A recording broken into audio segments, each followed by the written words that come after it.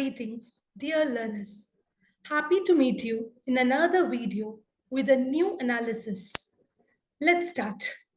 Today, we are going to discuss of a drama called Waiting for Godot by Samuel Beckett. Let's start.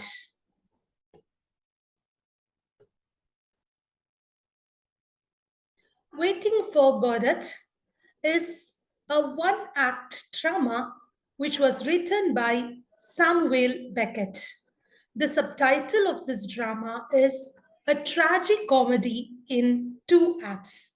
Let's go in with the analysis of this play today.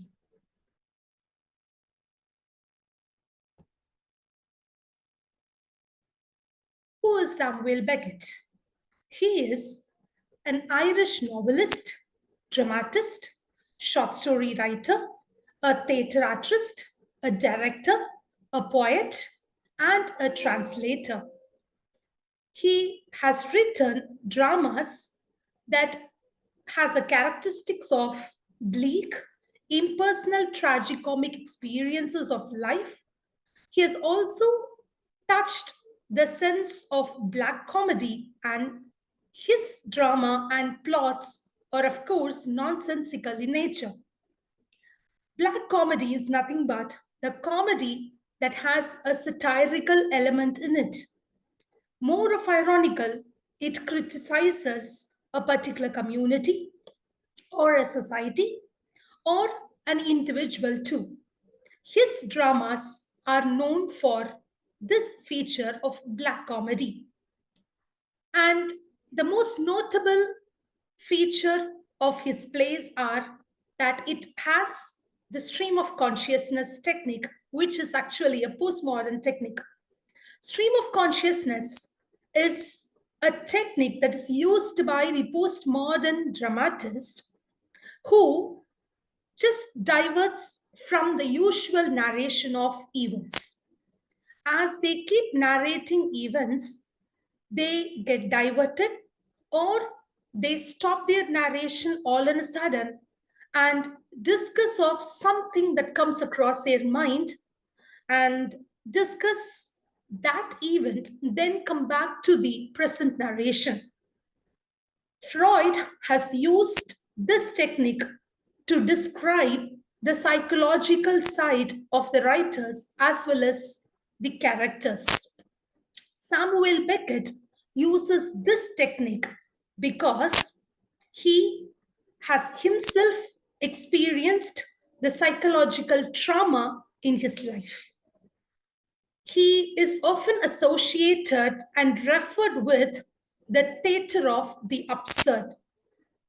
Of course, he has become the father of the theatre of the absurd because the theatre of the absurd became popular only after Samuel Beckett and his publications of dramas. He has also received Nobel Prize in Literature in the year 1969. The Nobel Prize is given to Samuel Beckett for his writing, which in new forms for the novel and drama in the deciduation, meaning the poverty or the poor side of modern man acquiring its devastation. So there are writers who discusses about the higher society or the higher social class life, whereas Samuel Beckett involves himself to focus only on the destitutes or the marginalized and the meaninglessness in their life. The life that means for them to just exist and to compete and come forward with the elite social class. So what are his other important works? They are Endgame, Molly, Happy Days, of course, the novel that we are discussing right today, Waiting for Godot, and Malone Days.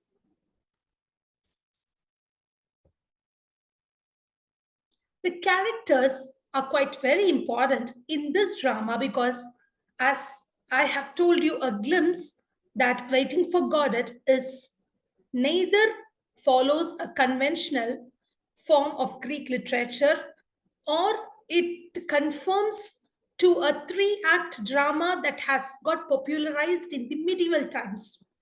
It neither falls there nor falls as a three-act, but it is the postmodern drama that has only one act but has many, many irreplaceable meanings in it. So the characters are quite important in the drama, and they are Vladimir, Estragon, Godot, and very important character, Lucky, Pozzo, and a small boy. The characters are not profound or many diverse as we see in Shakespeare's dramas, even though there are only a number of characters in this drama. Each one play a significant role to describe the deeper meaning of life. The theatre of the absurd. So I've told you that Samuel Beckett is a father of the theatre of the absurd. Why is he called the father of the theatre of the absurd, and why he has fallen himself into this genre? Starting with Martin Esslin in 1960 has coined the term called the theatre of the absurd in his book, which was published in the same as the theatre of the absurd. Even though Martin Esslin was the one who had coined the name, it was Samuel Beckett who has taken up this genre and popularized this. And after Samuel Beckett, there were a number of writers who had followed this genre of theatre of the absurd in the 20th century. This technique, the theatre of the absurd, is one of the most important tools in the post-World War II, because after the World War, the human beings suffered a lack of food, necessary equipments, nutrition, house, and many more things which are actually necessary for a human being to exist in this world. At this time, in order to satirically condemn the ruler class and the higher society, Samuel Beckett took up this tool in his hands, the theatre of the absurd, to ridicule and to show his strong vehemence against the rulers and to criticize the impacts, of course, the negative impacts of war. This theatre of the absurd is also heavily influenced by the existential philosophy. As we hear the term existential philosophy, we remember of Albert Camus' wonderful picture of Sisyphus, where a man carries a big stone and tries to mount upon or climb upon a rock. The image falls in a beautiful note that he was trying hard to roll the stone across the rock and trying to place it aside. But as he goes above, there is a description or an imagination that the rock comes down again. Then this man again takes up the rock and tries to climb up. So it goes on in a cyclical way. When is that going to end? This is the existential crisis that most of us face. In order to experience this existential phase of life, theatre of the absurd would help the audience. And of course, one representational piece in the theatre of absurd is none other than Waiting for Godot. This drama deals with the absurdity of human condition. Human beings are made up to work, to settle, to lead a peaceful and a happier life, to have certain purposes, goals, objectives, and achieve it. Whereas the characters like Vladimir and Estragon in this drama, they do nothing. they spend their life, and their absurdity and nonsensical part of face of life is beautifully narrated in this drama, Waiting for Godot. This play also discusses about the another side of the world, which is absolutely meaningless. We people have a purpose and we work on it. We try to achieve it. We try to do an attempt which gives 100% result. But there is another section of life where people strive hard and spend their life meaningless, calling it as the utter happiness of this world. Now, Samuel Beckett wants to show this meaningless part of human beings in the world. One most important characteristic feature of this drama, Waiting for Godot, is a devaluation of language.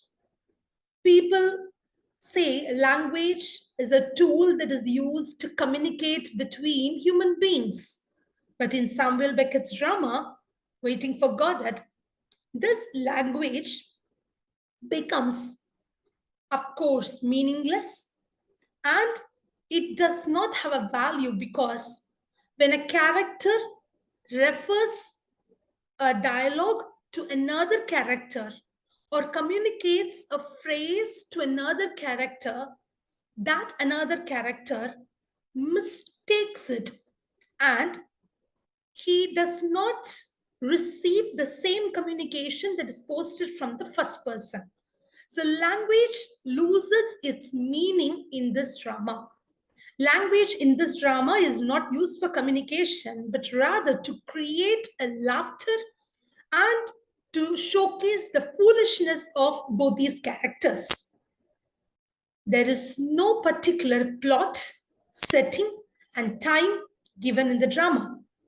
Initially, in the Greek literature, which is then followed by several dramatists like Shakespeare, Christopher Marlowe, and Bacon, Francis Bacon, they have a principle of giving importance to setting, time, and plot. That unity of place, time, and action is completely dilapidated and destroyed in the postmodern genre of drama called the theater of absurd. Samuel Beckett does not refer to a particular time, does not refer to a particular setting, and does not even show a synchronous plot that simultaneously happens one after the another in this drama. The actions either reverses or it happens with no particular connection to it. We'll discuss further. The play begins with Vladimir and Estragon, the two most important characters of the drama, standing nearby a tree. And what are they doing? They're just standing, standing, and standing. They're standing, they're discussing something, they're making fun of each of them, they are conveying dialogues which is abruptly has no connection to it. And it seems that the readers, as they read the drama, they find that these two characters are waiting for someone called Godot. Who is this Godot? We shall see. So as I told you, Vladimir and Estragon are standing nearby a tree and they're waiting for someone whose identity is referred by Samuel Beckett as Godot. As they keep standing for a longer time, Poso, a man who is going nearby the tree, has a look upon these two people and comes near them and asks for what are they waiting. These two people say that they are waiting for Godot. It seems that their actions, their plans are much predetermined, but it's not so. They even do not know when this Godot will appear. They even do not have an idea that who this Godot is or from where is he coming. Is he really a human being or a giant or any other particular being? They don't know about it. They just wait. They keep waiting and waiting and waiting. When Pozo comes and asks who this Godot is, they say, we don't know, but we are waiting for Godot who has assured us that he'll come soon. Then and there, these two people ask Pozo, where is he going? And Pozo says he's going to sell his slave, Lucky. And Lucky is a small boy who worked as a slave in Pozo's house. And as they were conversing, a boy enters there and he says that he's a messenger of Godot. Even that particular character, the boy, is not validated anyway. He's believed that he could be the messenger of Godot. The boy arrives in the middle of the scene and says to both Vladimir and Estragon that Godot will appear soon, and Godot has asked them to keep waiting on still. And they keep continuously waiting. Pozo and Lucky leaves. Pozo goes forward to sell Lucky. And these people are sharing some stupidity of life about themselves. And we see in the middle of the conversation, Vladimir takes up his shoes and wears it. The rope is then pulled up by Estragon, and then they tie the rope on the tree. What all these events actually describe? They describe nothing. They describe the absurdity of life. They describe how stupid these human beings are, wasting their time waiting for someone whose identity is completely hidden. After a few glimpses of time, both Pozo and Lucky come back, but this time Pozo and Lucky do not remember or do not even recognize these two people, Vladimir and Estragon, which is the same from Vladimir and Estragon too. Vladimir and Estragon also do not remember who is Pozo and Lucky. This time, Pozo is seen to be a deaf person and Lucky appears to be a blind person. And the conversation again begins new way between Pozo Lucky and Vladimir Estragon. As their conversation goes further introducing themselves each other, we see Godot will come or not. We don't know. They keep waiting. Again, the question comes from Pozo and Lucky. Will Godot arrive? Do we need to wait with you still? Which is randomly explained by Vladimir Estragon. It's not needed. Vladimir Estragon abruptly says, no, Godot will only come and meet us, not you people. You can move forward. And as I say further, Pozo and Lucky leaves the space and they keep waiting and waiting. For how long are they going to keep waiting? The readers are very curious about who the Godot is. What is his identity? What is he going to say? Is he God? Or is he a human being? Or is he going to destroy or plan for something? When the reader's curiosity ascends by Samuel Beckett in the drama, we see the screen falls down and the play comes to an end.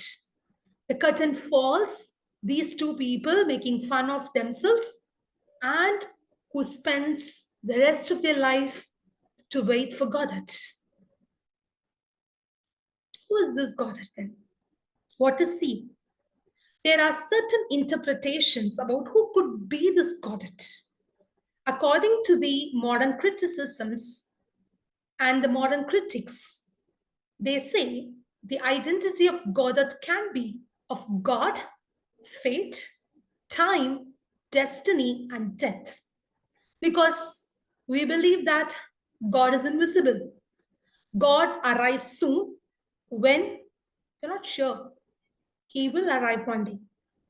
So this interpretation can be of more resemblance with the play Waiting for Godot, because waiting for Godot, we see Vladimir and Estragon waiting for God, waiting for Godot, keeps waiting and waiting and waiting as we human beings who wait for God's second arrival. And there is one more authentic interpretation of Godot can be God is that the name Godot, Godot, as a short form refers to God. It's a beautiful interpretation, of course. Moving on to the second interpretation of Godot can be of fate. Of course, no one is assured of their fate. We think something, it happens something else. And these people are waiting, expecting to see Godot. But the arrival of Godot is left as it is with an open ending. Godot can be of time, because in the drama, there is no particular time described. Is it a morning or an evening, or how many hours are they been waiting for? No. So Godot can be even be time, because time fleets. And Godot will arrive as they keep waiting, time is fleeting for them. Godot can be also of destiny. Destiny is very important. And of course, we plan our destiny. We think of something, God proposes. I'm sorry, we proposes and God disposes. Fine. Godot can be a death. When death is being awaited, it does not show its face to the people. Similarly, these two people are waiting for Godot. They're waiting. Will death arrive to them if death is going to be Godot? Will death arrive to these people? No. Death comes in a shocking manner. I'm much inspired to refer to Emily Dickinson's one of the most beautiful poem, Because I Could Not Stop for Death. Emily Dickinson was preparing for so many things in her life where death comes and waits up in a chariot. It calls Emily Dickinson. Emily Dickinson couldn't turn up. And she says, I couldn't come now. And I could not send you back too because I have no power. Death comes and calls. Emily Dickinson says, I could not stop for death. I have to go along with death. Such is death to human beings. I'm sorry if I've diverted, because it is necessary for me to refer to such beautiful poem here for this drama, Waiting for Godot. So, as per the interpretation of many critics, Godot can be God, fate, time, destiny, and death. The motive of the play, motive, beautiful nuances that can be depicted from Samuel Beckett's play is that, as I've told you, the subtitle goes as a tragicomedy in two acts. So it's a combination of tragedy and comedy. From the beginning of the genre drama, tragedy either is used by the dramatist or comedy is used by the dramatist, not the both.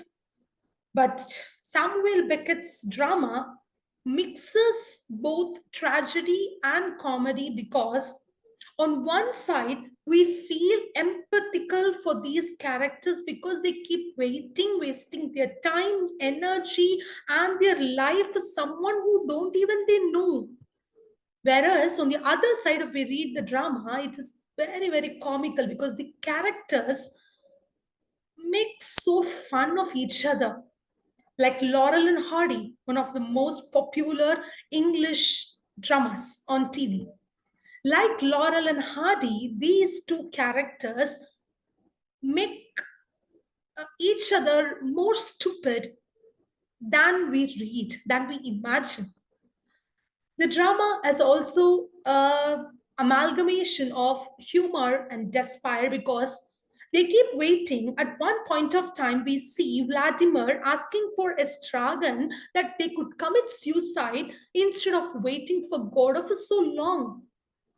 They say waiting for Godot gives us a hopelessness and it's better we take off a life. Now, at this moment, the readers enter into a kind of much of humor as well as a practical situation, a pathos, because they do not know who the person is, but they are ready to commit suicide, even take off their life for just a person whom they don't even recognize or have not seen ever before.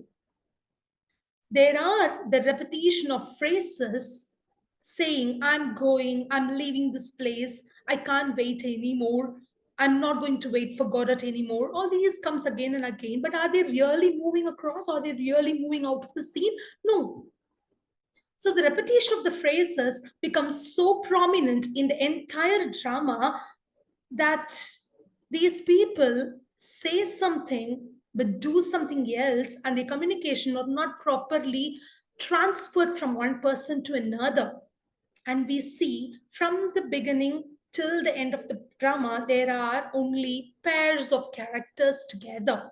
So duality is one of the most important motives of the play. We see Vladimir and Stragan always together. Similarly, Lucky and Pozo always together. Even they forget together, they remember together, they converse together. It's beautiful actually. Duality is one of the most important feature of this drama. Samuel Beckett has also used a number of symbols. Symbolism is one of the most important and efficient devices which was handled by Samuel Beckett in his play Waiting for Godot. There are a number of symbols used here, starting with Godot, that refers to anything, anything down the heaven and above the earth. The second symbol is a tree. Now, as these people are standing near the tree, they look at the tree, and at one particular scene of the two scenes in the drama, in the very first scene, they look at the tree and they say, these trees have no fruits, but I think by tomorrow this tree will bear a fruit. Again, look for the time. They are not sure if the tree has flowers and fruits in it, but they are very assured of the time and they say, by tomorrow it will have a flower or a fruit. So the time, the value of time and the measure of time, the ethics of time is broken by Samuel Beckett here. This symbolically represents the emptiness that the characters are going through in their life. The nothingness and the meaninglessness is beautifully described from the fruitless tree that they are standing down. The third most important symbol is hats. All the characters in the drama, starting with Vladimir, Estragon, Pozo, all wear hat.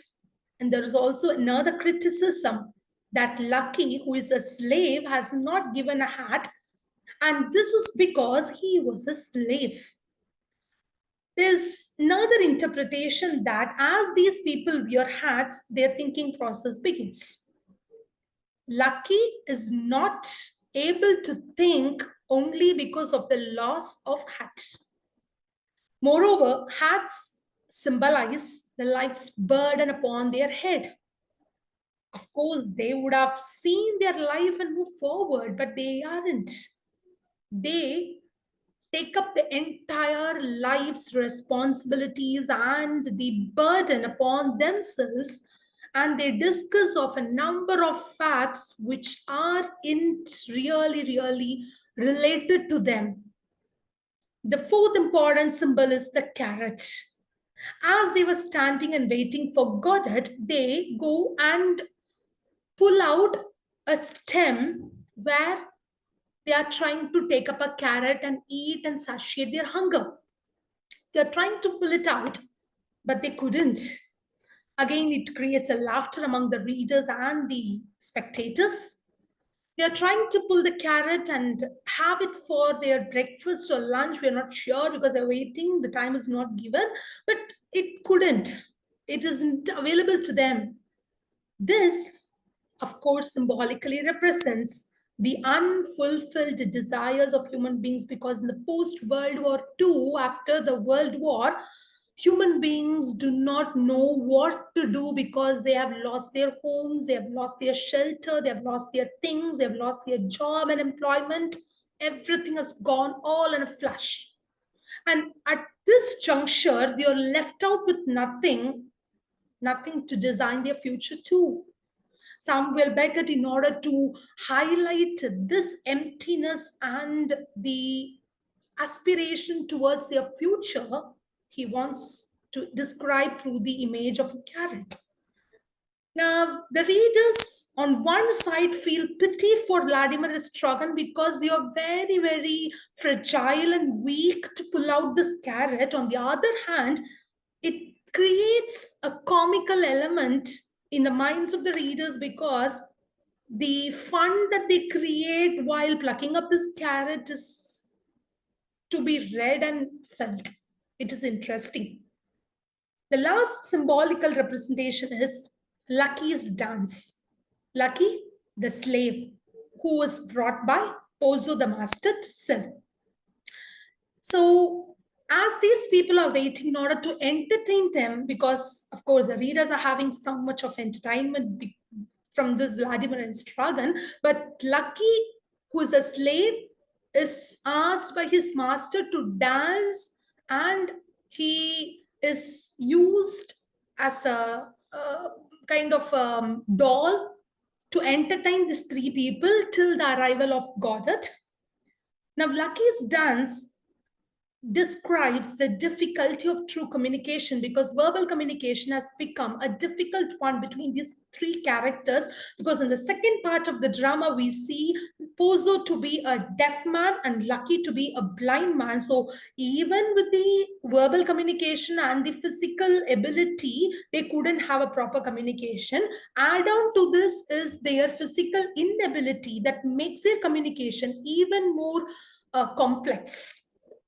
So Lucky's dance and his funny movements all describe how poor is the people known to each other.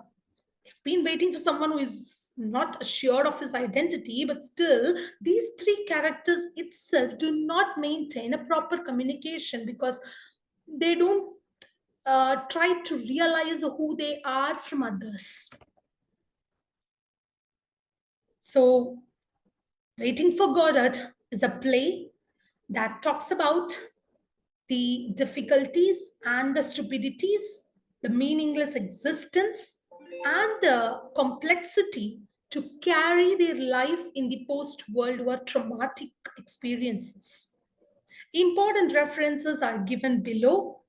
In order to further understand the theatre of the absurd, I think Martin Eslin's book from Routledge Publication will be helpful to you.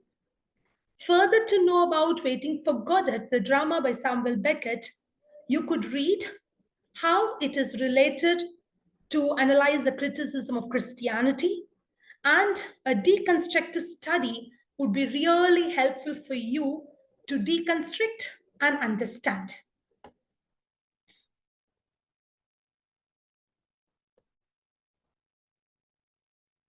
So today we have analyzed the drama Waiting for Godot by Samuel Beckett.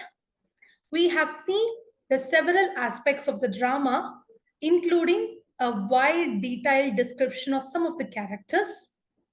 We have also gone through an outline of what theatre of absurd is. I wish you would also go through the other dramas that belong to the genre of the theatre of the absurd. At the end of this analysis, in the description box, have given you some references and notes for better understanding this drama. Kindly go through it. There are also certain questions to be discussed and to involve yourself in a comprehensive analysis and a study of criticism of this drama. Kindly go through that discussion questions. And to enhance your understanding, certain questions in the form of a quiz in Google Form is given to you. Kindly click the link and get into it. Answer the following questions so that you'll better know about this drama in a clarified manner. We'll catch you up in the next video. Thank you all.